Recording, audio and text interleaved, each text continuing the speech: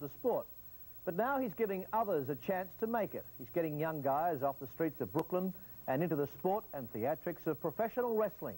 They train in his gym for free, but in return, these Hulk Hogans of the future put on a show every couple of weeks, and as I found out, it's serious business.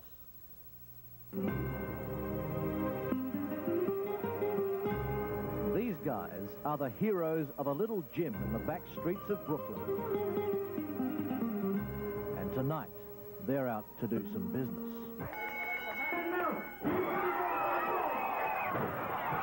I love beating people up. I enjoy beating them up. These men are tough, ambitious, and mean. Real mean. I don't like nobody. You're serious? I'm serious, yeah. When they gather every 2 weeks at Brooklyn's Arena de Puerto Rico, they draw a small but enthusiastic crowd.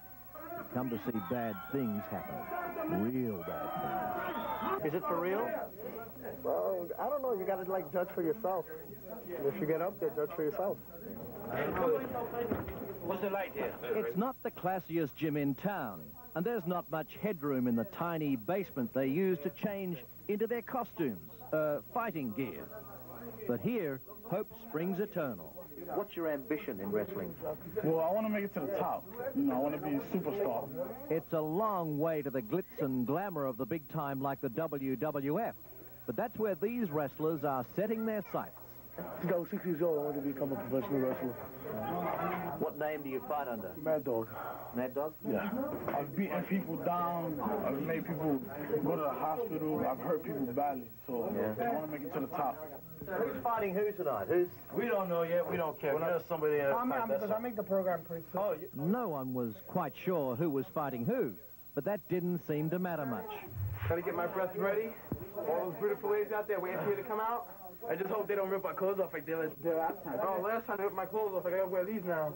I'm crazy, clown. I'm crazy. I'm on wow. And there's even a manager. I held that camera before I chew you up alive. Me, I love the sport.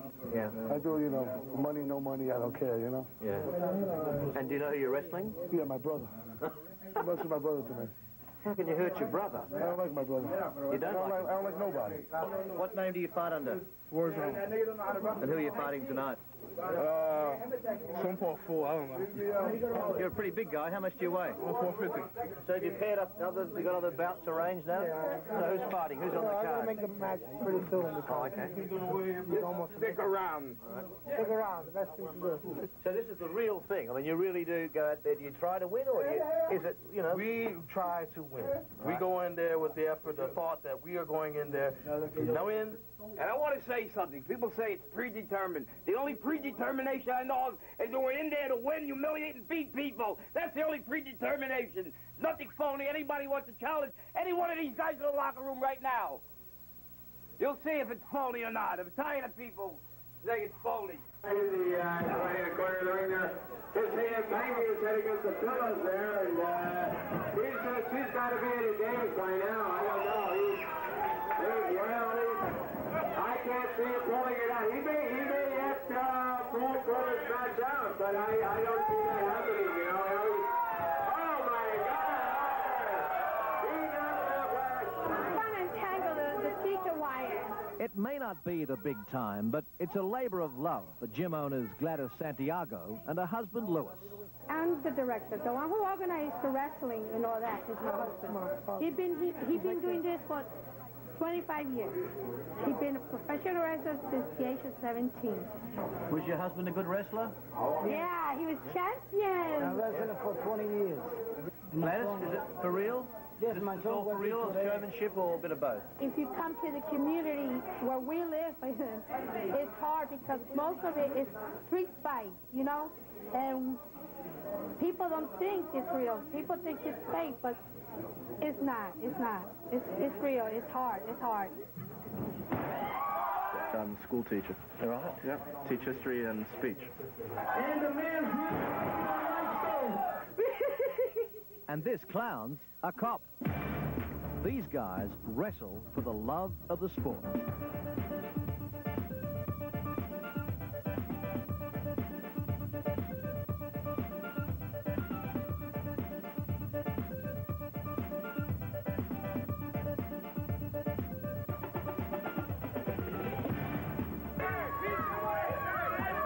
But the heroes of the night were the tag team of Disciple and the 450-pound War Zone. What sort of a buzz do you get out of going in the ring? Well, you go and hit somebody and you won't go to jail afterwards. Do you have any special hold or? Power bomb. Power bomb, what's that? What is that? You take a person, you throw them upside down, you drop in the air, you drop on the concrete back first. That stings a bit? Oh, yeah. Now, we were made very welcome at the Arena de Puerto Rico, but my smart questions, challenging the reality of the fights, were now being returned by way of an invitation to find out for myself. Hey, Jerry! Get the butt in the ring, boy, and get it on! And judging from the atmosphere, there was no escape. The audience seemed to have smelt the prospect of blood. Mine. Then I began to have flashbacks. And who are you fighting tonight?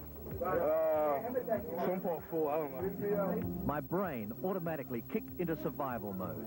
Run. No, reporters can't run. Then fear, the great motivator, took control and calmly whispered in my ear, reduce the odds, fight just one of them, War Zone. At 450 pounds, my fear-frenzied brain figured he's got to be slow. He came in to do a show here, not to wrestle, not to wrestle.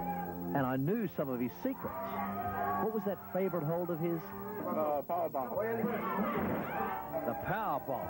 I'd know to stay away from that. And then I remembered my colleague Dunleavy. He'd wrestled a bear, and it was smaller than this guy. And this is Steve Dunleavy going to take on Caesar. What do you guys think? Can this man do it? I'm Sally Curry. He's going to get hurt. I had a chance. Stall for time. Tanya did. And whatever happens, show no fear.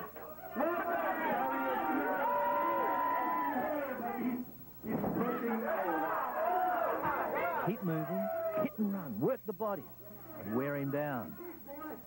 Then one of my high school judo lessons my dad had paid so much for suddenly came to mind. But then I finally had him on the ropes. I had him where I wanted him. Now, I may have looked scared, but don't be fooled. Mr. War Zone had freaked out. He'd lost it. I just wanted to be sure he didn't do something I'd regret. Truth is, I'd survived. And the way I saw it, I was a winner. Yeah, that close to being a loser, too. And you're not going to believe it, but Mr. War Zone has since retired from wrestling. True story, believe me. Still to come, why fashion designers are saying, baby, it's you.